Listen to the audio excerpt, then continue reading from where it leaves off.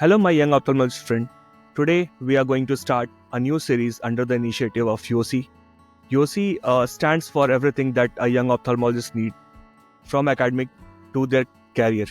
So now we are starting with a series called as iPractice, where we are going to discuss in each episode that podcast will record a specific topic that is related to how you are going to start your practice.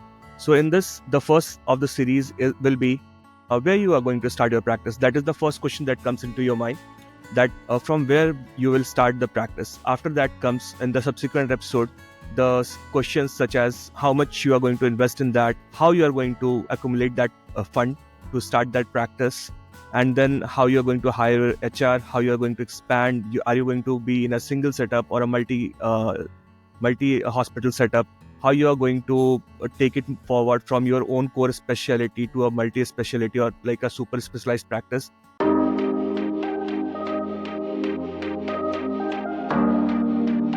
Today we are joined by our past president, Dr. Digvijay, who is taking care of Noble Eye Care at Gurgaon, which is his initiative. And apart from that, he is freelancing, and also he is heading Narayan Super Specialty Hospital, Gurgaon, and Rainbow Hospital in New Delhi. And sir is basically taking super specialized in pediatrics, neuro-opthal, and glaucoma, and he is practicing the comprehensive ophthalmology in his clinic.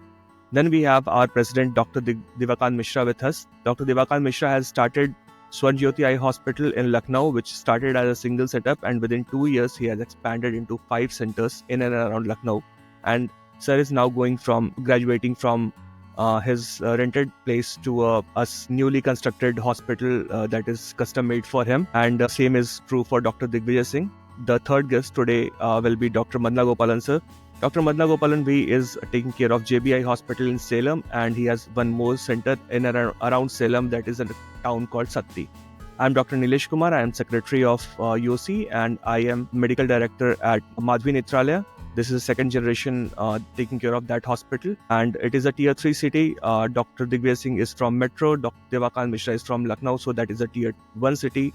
Dr. Madanagopalan will be from tier 2, so we have a good mix, so you can get all the info that you want for a good initiation of your practice. So over to Dr. DivaKant Mishra to start the discussion.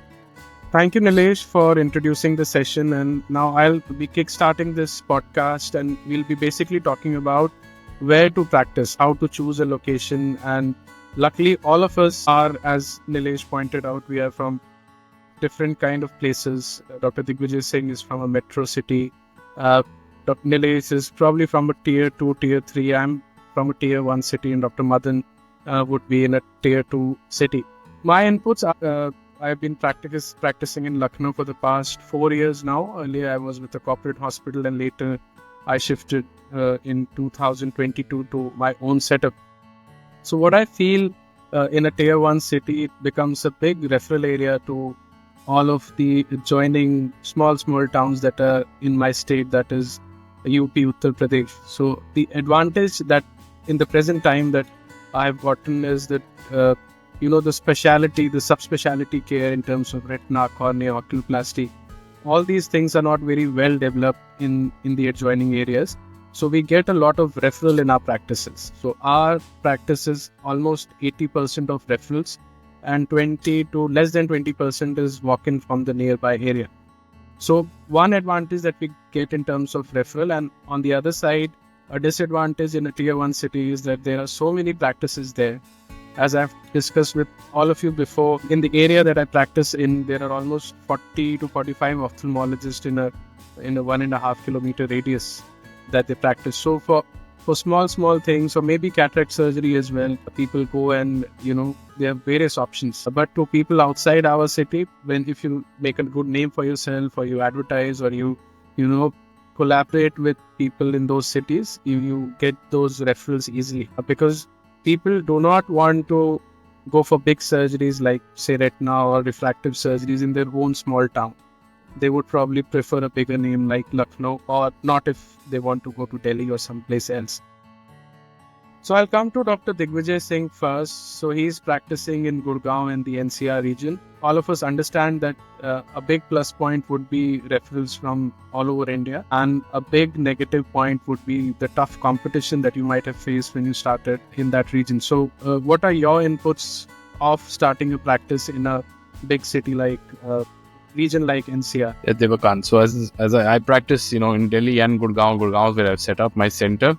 And as you rightly pointed out, it is, there is a lot of saturation in terms of the number of ophthalmologists that we have here, in terms of the number of people who want to settle in a big city like the national capital region. But we also have a much larger patient base, and that expands not just to the NCR, but even beyond. Also, the other advantage that I've seen here is, you also have access to a lot of international patients who come in for surgeries, and even within your own area or pocket, because of a large establishment of corporates and a large establishment of different industrial areas around the region, we do have a lot of population that needs to get served. So despite a lot of ophthalmologists, there is a lot that we get to do. The advantage of doing it in a large city like an NCR, in terms of the super specialty, is that there is some element of awareness that's already there. I'm a pediatric ophthalmologist. People know that they want to look for a pediatric ophthalmologist to get their kids' eyes shown, which may be different from what may be seen in a tier 2 city, where you just go to an eye doctor, even he can look at my kid's eyes. But here they search out, or they look out for a pediatric ophthalmologist.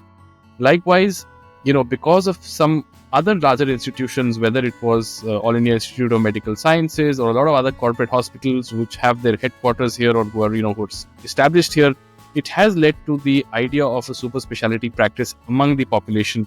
And so that again helps us, build a super specialty practice. But yes, you have to, make a lot of effort, because you have to shine out among so many others. But given a chance and given a choice, I think I would still continue to be in the NCR. So I feel that though you have to be exceptional to make it work there, but there are a lot of other things that they go in favor too. So coming to Dr. Madanagopalan, you are somewhere in between, I would say. A good mix of, as Dr. Digvijay pointed out, your patients, your target patients being aware about their diseases in terms of paying capacity and the other challenges that, the negatives that you might have faced in that area. So how has your experience been? Right, so I can speak from experience, because I work in two different setups. One would be in a tier 2 city of Salem, and one is in a really rural place, a small town or a village, if you would call it that. So we have two separate practices, and in one practice I am an ophthalmologist, and in the other practice I am a retinal surgeon.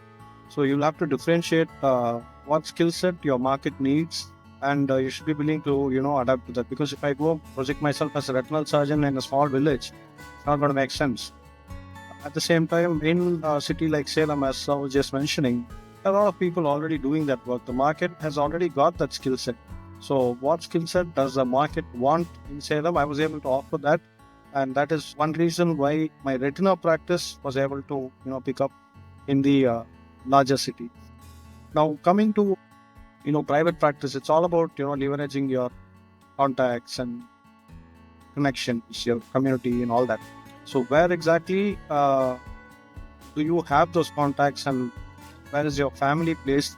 Probably that would also dictate in a large way where you would like to settle down and where you've been educated. In my particular example, about 20-25 years ago when I joined MBBS, that time itself I had mentors who told me, see, you are getting a medical seat everywhere, but why don't you choose college close to home, so that once you graduate and come out, you're going to settle here, and most people around will be your seniors, juniors, your batchmates, so you can get along well with them.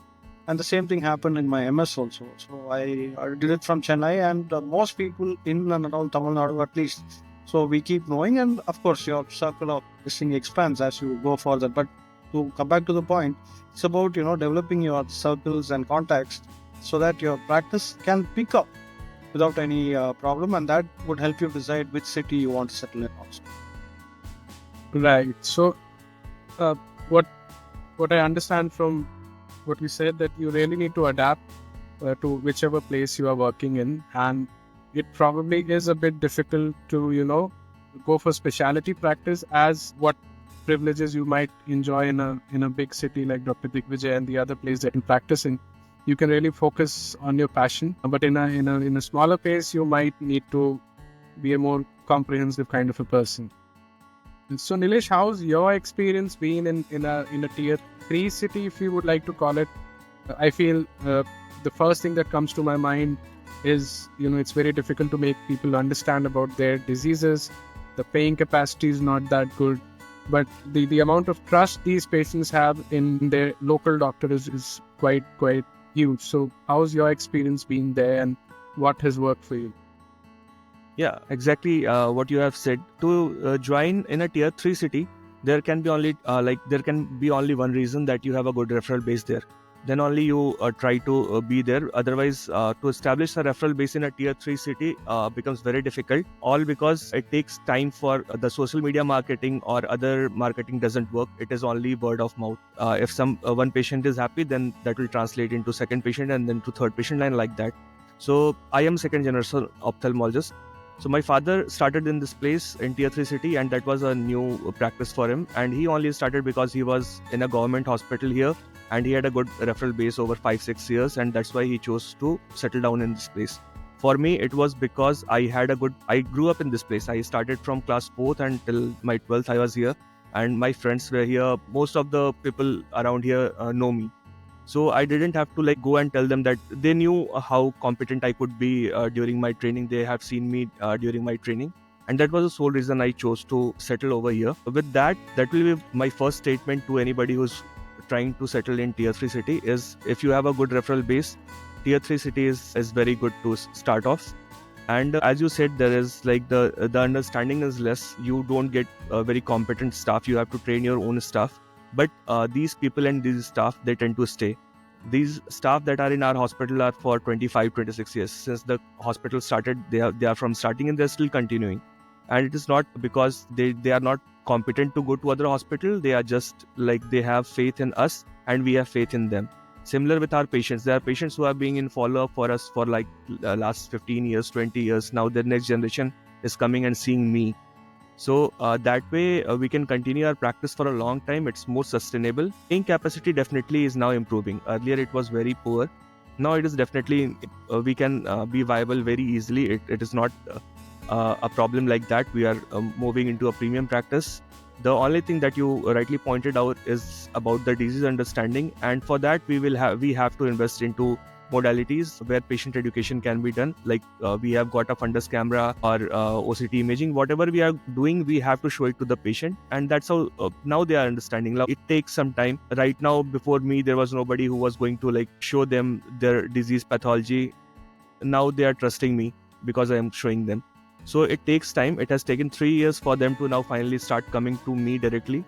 But that way it becomes very easy once you have a good referral base. So Nilesh, another follow-up question to you on this. As while talking to Dr. Digvijay, we understood that you really have to be very exceptional in a place where he practices. So there cannot be any compromise on the quality. So do you feel there is an advantage in a tier 3 city that maybe your average, your skill set is not that good, but still maybe you can make it because the competition is lesser probably in that area? Yeah, that is very good. In tier 3 city, it's like family medicine. You need to know something about everything. If you know that you are meticulous in your examination, then probably being an average surgeon and average clinician works. The only thing is that you don't miss anything and you don't hide anything from your patient. That is, if you are not knowing, just be very vocal that you don't know this and it needs a specialist care, and you send it to the concerned person. That will be probably in a town that is nearby 50-60 kilometers. You get connected with them and you send the patient over there. So that way the patient trust comes. Something being mediocre probably you can afford in a tier 3 city, but I've also seen some very new practicing flourishing in a very short time because they were exceptional, and the trajectory was skyrocketing when compared to other older practitioners in that area. So we got a really good response from all of the speakers here. We understand that everywhere you need to be good, you need to put in your efforts, come up with a good setup, I think I've seen all of your, the images of your setups, and have been a quality setup really attracts, patients in all kind of practices. And as Dr. Madanagopalan has said, that you really need to adapt to whichever place you are practicing in. And as Dr. Digvijay sir told us, it's a metro city or a tier 1 city probably gives you, the advantage that you can practice your specialty and your passion in a big way. So thank you all of you for such great responses. And whenever we are starting a practice, this is the question that always comes first to our mind: where to practice? And we have got great responses in terms of all kind of practices amongst ourselves. And I feel at the end of the day, you just need to adapt in whichever area that you are going to practice in. In a metro city or probably a tier 3 city, you get a lot of referrals, and you have the advantage of practicing the specialty that you want to, and you get really well-informed patients in those areas. Against that, in a tier 2 or a tier 3 city, it's the trust of the patient it's easy to develop that, but the competition is lesser. So, you can focus on basic things like cataract surgery, spectacles, medicines, and all those things, and maybe refer the more complicated cases to your colleagues in a bigger city. Because a lot of times we have seen that the patients do not trust their doctors in these cities. But if you develop a big center and focus on your specialty, maybe you can work that in that region as well. And we are sure that time will come where all specialists will penetrate smaller cities as well. So let's go to the next segment, to Dr. Madanagopalan for that. Thank you, Dr. Dip. So yes, up to now we've been saying, where exactly would you settle in a tier 1 or tier 2 or tier 3 city. Now let's get a little more deeper into it. Which part of the city or town would be a safe bet? Which part of a city or town would a youngster prefer to start his practice? So when we talk about location, the way I see it is that for any retail business, of course, all our practices are retail businesses in one way or another. So when somebody is starting his practice, location is everything. You need to have, a standout location. You need to have good accessibility, good visibility. For example, if you are in a town which is a district headquarters and you have a main highway coming in with a big catchment area, it makes sense to place yourself on the highway so that every person coming into the town for his or her essential shopping and weekly activities can see you. So that is one way to do it. Nowadays, you have unconventional ways of establishing practices. For example, in malls. In fact, in Chennai, I saw one prominent South Indian restaurant had an eye counter in one corner. So people are trying different things. And the bottom line would be to catch eyeballs, both figuratively and literally. So when we talk about location within the city, let me get the opinion of our panelists here. Digvijay sir, so looking at the broader picture within a city, would you advocate, going on a main highway or, a little inside into a residential area? What would you advocate for a youngster who's just starting? So I think I'll give my example to begin with. So when I moved out of All India Institute of Medical Sciences RP Center, I started practicing at Medanta Hospital. Now, Medanta, the Medicity is a hospital which it's a big apex hospital in Gurugram, getting referrals from all over North India and in fact India as a whole, as well as a lot of international patients. So when I wanted to start my practice, I wanted to be close to this hospital because I had made a patient base in the local region around, as well as I had patients who could come from within this hospital to me. As well as I wanted to be in a place which was actually a residential area, yet on the road. So my neighborhood decision was based on going not more than a couple of kilometers away from where I had started my practice in. To be visible is important, but I think the other thing we have to remember now, with a lot of technology, particularly in the metro cities, Delhi NCRs, you don't really necessarily have to be physically very visible because you're there on Google Maps. You're there in terms of a lot of other, Practo and other kind of portals that are there. But nonetheless, access to a residential area should be there. Your road has to be easily accessible. It cannot be behind a gated colony that makes it difficult. And at the same time, it can be in a commercial space, but it cannot be in an overtly commercial space, because in a place like the NCR, there's just a lot of traffic, and people actually tend to avoid or going to these places just because of the difficulty in getting there and accessing it. So basis that, I think a residential area in a larger city close to a place where you've previously worked with, or in a residential neighborhood that you're familiar with, is what worked for. Wonderful. Thank you so much. DivaKant sir, you've seen, I think, multiple sides, multiple facets of starting a practice. So what worked for you, sir? How did you start out one main commercial state or marketplace? Then you moved out, or how did the equation work for you? Right. So, contrary to what Dr. Digvijay just said, our initial perception was that we really wanted to be bang in the center of where we are. So, we started right in the, on the crossroads of a big area in Lucknow, a very posh area. And so we took a property. We rented it. It was quite expensive, difficult for us to afford, but we wanted that visibility to start with, number one. And since it was at a main location, the transport and all these things were quite easy for that place. So we had that understanding that initially probably we might not have too many patients from the neighborhood. So we wanted to be visible for that reason, number one.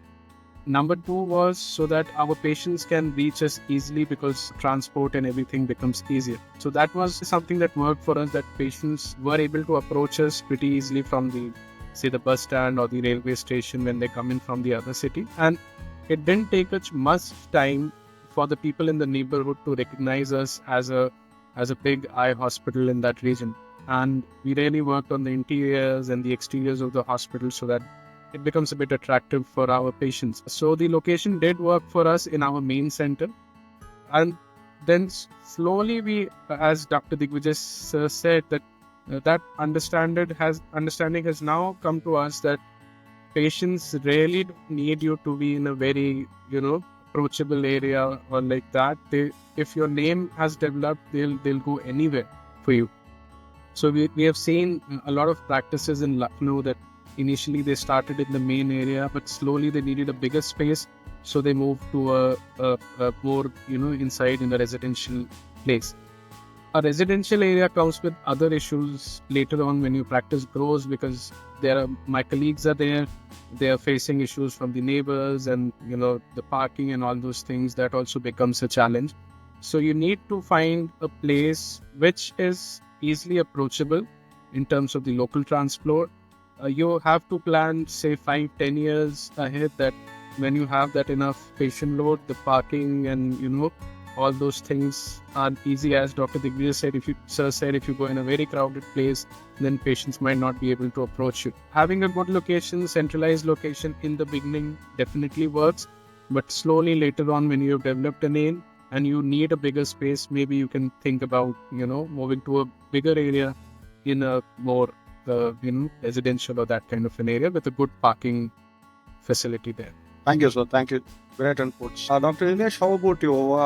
As I understand, visibility was not a problem for you when you started out, because your practice was already there. But now, when you're planning your second center, what would be your priority? How would you, connect your primary center with the satellite center? Or how is this going to work for you, and what is your priority at the moment? So exactly what before me Dr. DivaKant Mishra sir was telling, that once you start hit a level where you want to expand beyond a certain point, then you get these roadblocks. So right now, whenever anybody starts in tier 3 city, it's no brainer where the location can be. In each tier 3 city, you will have locations. Like there is a market where all the shops are there. There will be a market where all the doctors are there. There will be an area where for each thing there is a particular area. So the doctor's area generally is around the district hospital or the community health center that is there. Around that, those doctors will be concentrated. So anybody who's going to start over that will be a good idea, because the patient's spillover can be there. The other practices who are not able to cater to the audience, somebody will walk in to you because they are in emergency, and from that you start to build your practice.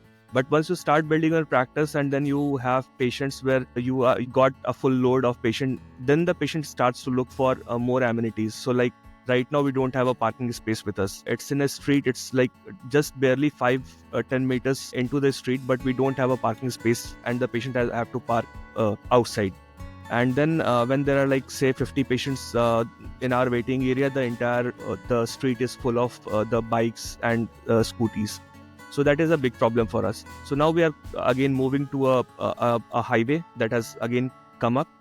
So that is the aim. We have started looking for a place where it will be easier to connect from the buses, the railway station, and anybody who is coming from different towns. So we are looking for a location at the crossroad of that highway.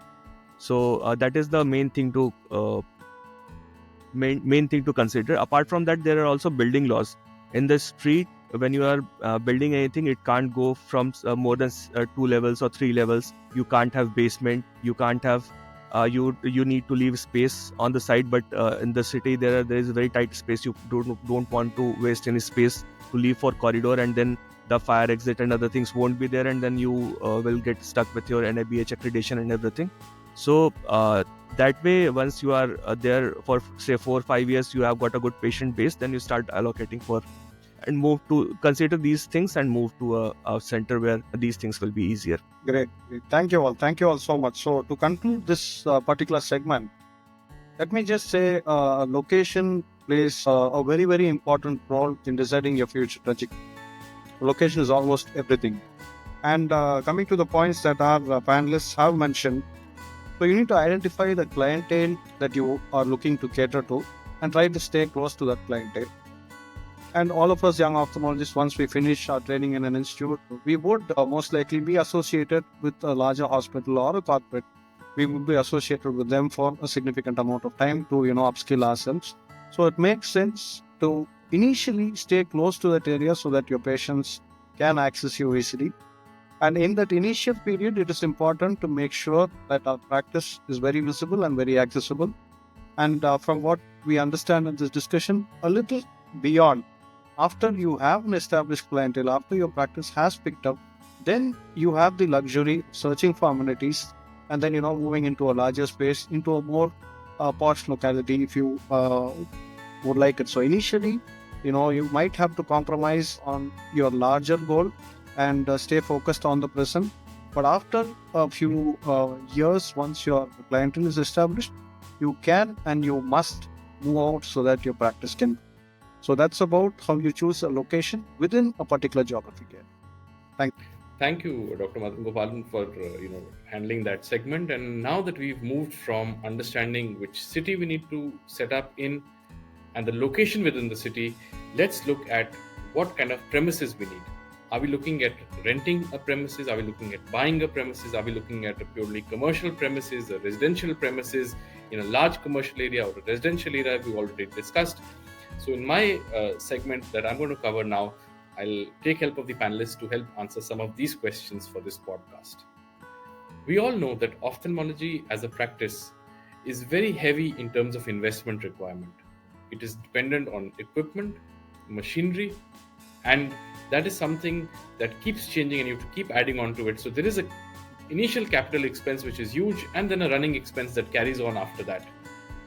So sometimes the capital expense of getting land or a building or something may become too heavy for you to actually then be able to set up your practice very comfortably. So there is, at least in the larger cities like Delhi NCR and probably tier 1 cities, and we'll hear more from our panelists on that, I think there may be a good idea to rent in the beginning because rents are relatively lesser, more affordable, and rents allow you two important things. One, that you can move out of that rented place to a larger or a bigger place, and this is hoping that all our practices grow as we go along, so we'll require more space. And second, in case your practice is not working out in a neighborhood for some reason that you've thought, or there has been some other technical issues, legal issues, statutory issues, you can easily move. But if you've purchased your own place, there is a lot of capital you've sunk in the beginning. That ability is not there that easily. However, you do know for sure that you're in that area and you can actually market very well around that area because you know that this is where you are now for the long period of time. So that advantage of buying and owning a place is there as against renting a place. However, the metrics will vary by city. So I'll come to DivaKant first to give us a sense of what he thought and why he thought of renting a place in the beginning, and in a tier 1 city, does rent versus buy, what is the equation? So when we started off, the simple thing that we had on our minds was whether the attempt at the practice that we are going to make is going to work or not. Number one. So we really didn't want to spend in real estate at that time, and it's really expensive in the area that we wanted to start our practice. Number two, we wanted to focus more on the equipments, the interiors, and all those kind of things. We wanted to invest there much more. So I'm a retina specialist, and I really wanted a constellation, a Lumera microscope, a resight, a good OCT in my practice, so that the people who are referring patients to me, or I can do justice to my retina patients. So that was my number one focus. So I had to choose between the two, and we didn't frankly have that amount of money. If I had the money, I would have gone for buying my own place, and if I could afford to lose that money if the practice doesn't work. So we could not do that. So ours was a rented space, and it has worked well so far. But now, 2.5 years down into the practice, I feel we need our own space, because the amount of expansion that we want to do now is getting limited, because there is no scope to expand in the present practice. So we did not have the vision at that time that how the practice will grow. Now it is at a position where our current facility is unable to hold patients, the amount of patients that we are getting. There is being an intermix of our premium patients and say our community patients, and it is not advisable to mix these two kind of practices. And a lot of times we get this complaint from our patients that it's looking like a government hospital. So that is something that we don't want to identify ourselves. We want to have a good focus on our premium clients that are coming in. So we want to move into a separate place of our own now. But if somebody is starting a practice, I feel it's a good idea to go into a rented place. You can go for a very nice location. You don't need to put in so much money at the beginning of it. And when things work out for you, as we had discussed in the previous segment, then probably you can go and buy your own piece of land and build a setup there. Absolutely. I think those are very relevant points. And one of the things that's also very important when you're looking at renting a place like you did is to make sure that you have a long lease option and that you don't have too long a lock-in, because there are a lot of places where you'll end up with a very long lock-in, and even if you want to move out, then you're kind of stuck with that lease. So while you go for a long lease, but look at a shorter lock-in so that you are in a position to move around. But that's very, very important actually, particularly in NCR. We've seen, with landlords who tend to, at the moment they start seeing a lot of crowd, they start getting a little uneasy about things, they want you to move out. So you must have some lock-in, but it should be flexible for your perspective. How was it in Dr. Madanagopalan? If I come to you, how are things at your level, in your tier 2 city? Yes, addressing our particular audience, I'm sure we're talking about newbies who are going to start out, and I would agree 100% with DivaKant sir, because for somebody starting out, all this time and effort has to go into getting new clientele and not be worried about how to pay an EMI at the end of the month. Of course, he's already going to be paying EMI for the instruments that he's getting to keep the show running, and to have such a huge capital may not be the best idea. So renting is, I would think, the way to go. Have a nice little place, 200 square feet to 300 square feet would do in a posh locality, get the visibility. And then, as we discussed in the previous segment, once things are looking up, you always have the option of, moving into a bigger space. So one other thing that I would encourage youngsters to do is, speak about finances pretty early. Speak about finances, have an open conversation with your, loved ones, with your family. They can afford, you can take a loan also from your family if that works out.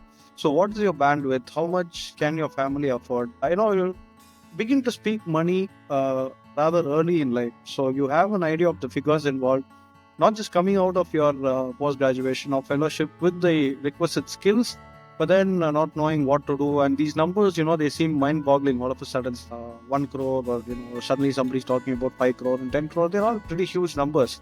So begin to speak about these numbers early, get used to what the marketplace is like. To keep it very short, if you can afford it in a good place, in a good location, by all means go ahead. But if the budget is a little tight, then yes, rent out, find a good OPD space, try to tie up with your friend for surgeries for at least some time.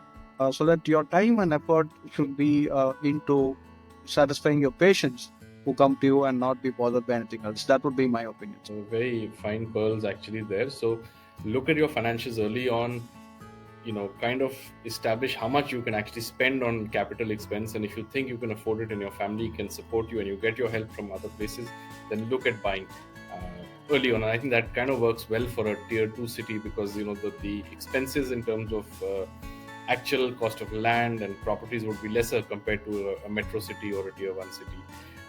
Dr. Nilesh, is it any different from your perspective from a tier 3 city?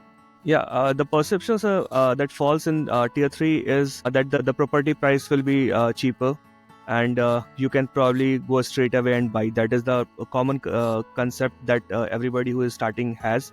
But actually, when you see, your turnover is also in that proportion.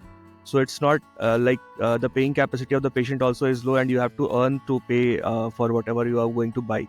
So even if you're going to buy say a 3,000 square space, that will be like a minimal. If you're going to start a posh practice or a good practice, it requires at least a 1 to 1.5 crores of rupees, even in a tier 3 city. So it's a huge number, as Dr. Madanagopalan was pointing it out. So I also will suggest that anybody who is going to start should start by renting a place. For me, when I started, I converted my hospital into a private limited, so I had to rent the existing apartment from my father, who is the landlord. I am not paying the market rate, but still I have to pay a good amount of money to him, because that's how otherwise the tax scenarios doesn't play out. So that is one thing. When I started, I didn't anticipate, because being a second generation ophthalmologist, it takes some time for the clientele to shift it to you. So I was not very sure that I will get too much of patient. The patient load will remain same. So there was some amount of fund lying at our home. So I invested everything into expanding our current building to like expand for around say 1,500 square feet. And suddenly the patients started, by God's grace, they started coming to me, and now we are in need to buy instrument, and now we are short of funds. So now I have to take loan to buy instruments. If I would have saved that money, I would have rented a space. Probably I could have bought those instruments much earlier. Now I have to wait 1 year, and that is a capital loss.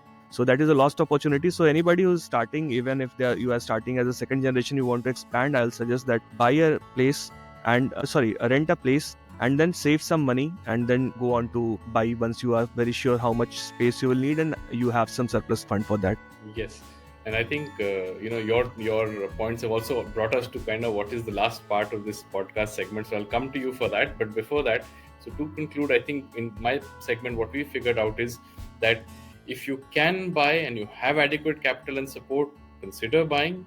But rental is probably a safer, more flexible option in the beginning of your practice. And do budget your finances well. You don't want to end up with a situation where you need your finances to actually get the operational revenue. Remember, when we're investing into instruments and equipment, that's from where the money is coming back to us. That's from where we're going to earn. So that aspect should remain. So I think I'll now hand it over to Dr. Nilesh for the budgeting part of it, and that segment he'll be moderating. Thank you so much, sir. I think very well conducted.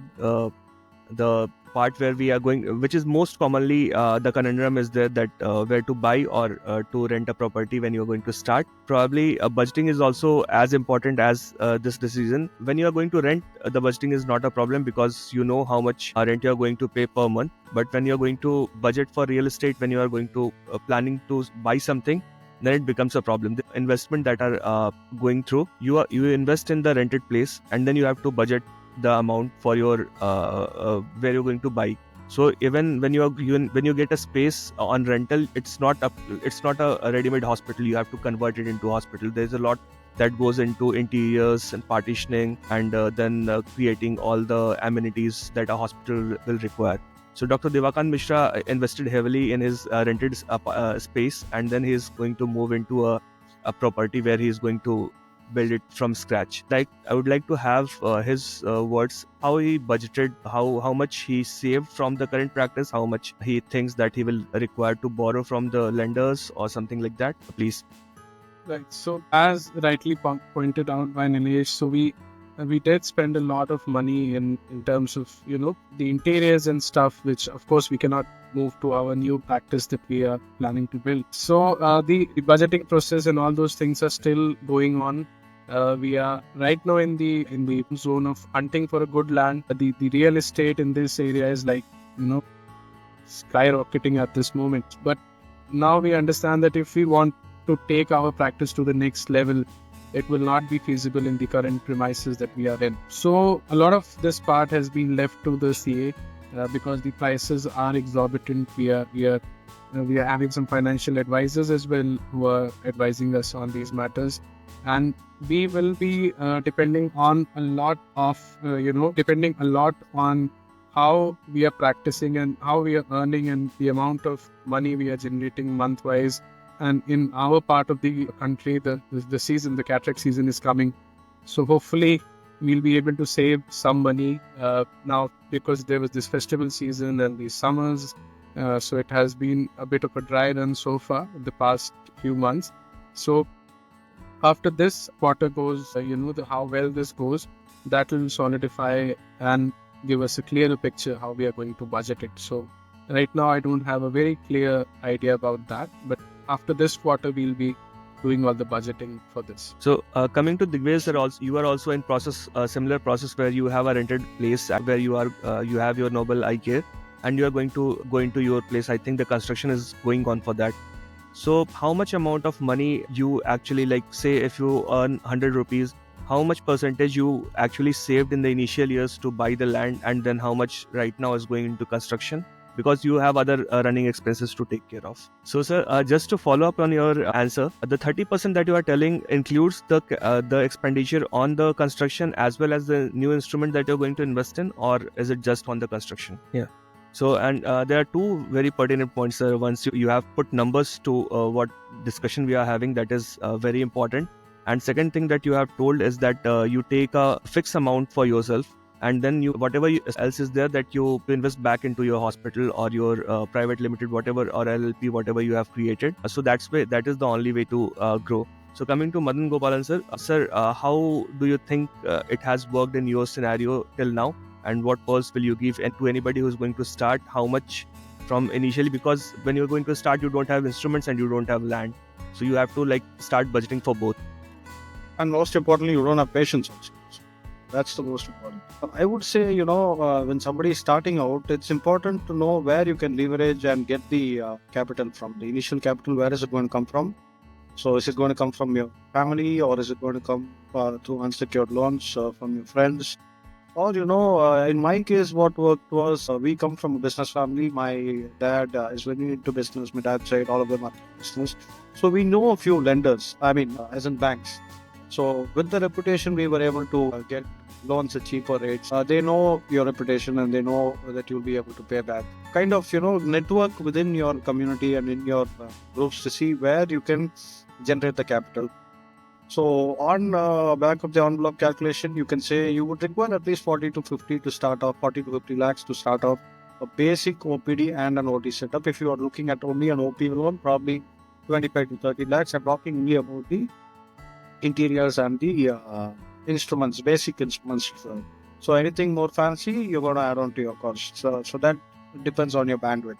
That is about how you start out. And as and when the show gets running, as you mentioned, take out something basic for yourself and plow back at least 15 to 20% so that your business can keep growing in perpetuity. I think that is very important. Your instruments are the lifeline, and they can conk off any day. So keep your revenues ready so that you can, back it up. So that is a nice segue to our future podcast, where we will be talking more about how you are going to create funds for specific need for future instrument purchase, future hospital expansion, and say future hires also. Thank you everyone for your comments. During this discussion, there are many pertinent points that came out. The first thing was that whatever you are earning, 50% or 60% will go into your capex or the running expenses or the operational expense, OPEX that is called. And then you save around 30% for your capex. Capex is the capital expenditure, We'll be talking more about these terms as we go throughout the podcast, the series. So these 30% will take care of your the construction part or the buying part of whatever you're going to do, and then your instruments also. So what I suggest for everybody who's going to start is to look to get your down payment, that is the 20% of any property that you're going to buy. When you collect that much, then I would suggest that you go and buy that land, because the loan rate on those property is the property loan rate is around 8%, and your inflation is at 8%. So basically you get the loan for nothing. So that is that. And once you have paid a certain amount, say 20, 30 or 40% of that, and then you are more comfortable, then you start building on that, because the expenditure for building these hospitals are very, very high, because there are multiple things that you now need to take care of. There is like central air conditioning and modular OTs and everything that you want to do. In future episodes, we are going to discuss each and every point in more details. And as we say, all these things that we discussed are our own personal experience. There is nothing universal about it. For everybody, it's their own. So at the end, we want to leave you with few ratios and key metrics by giving few examples. And in these examples, you can just add on your numbers and see what works for you. So I'll just share my screen and share those few indices before we conclude this podcast. Please. So let's do some financial analysis about buying versus renting commercial space for an eye clinic, and we are going to give some based on some assumptions, and we are trying to do it for tier 1, tier 2 and tier 3 city. So the clinic size we are considering is 1000 square feet. You can change it according to your need, and the investment horizon is 10 years. That is a decent horizon. I won't suggest to change that.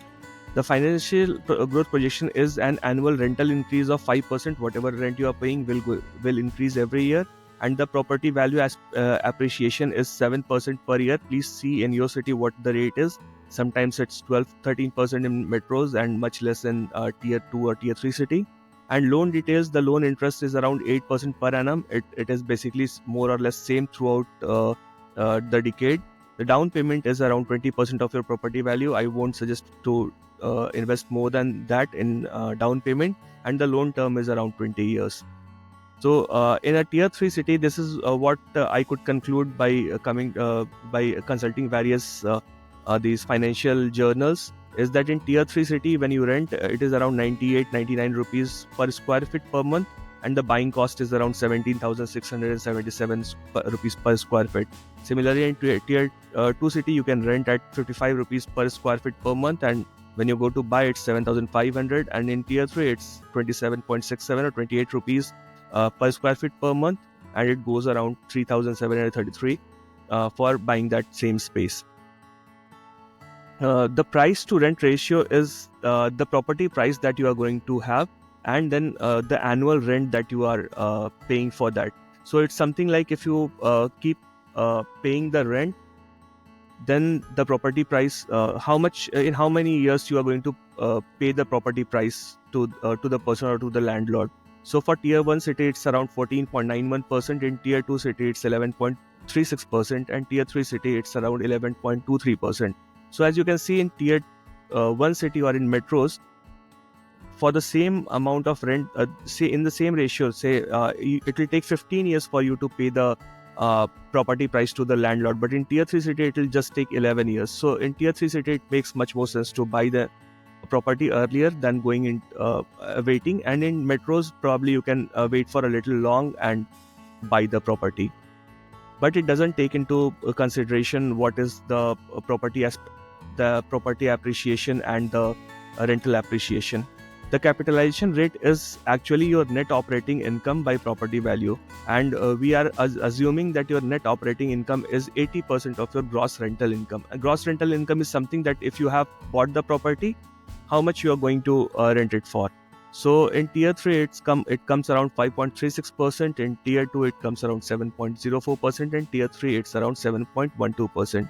So higher cap rates means the potentially better result. So if you are going to own that property and you are lending it to your private limited or your LLP, it is much more tax efficient because you are going to get a more return on that investment.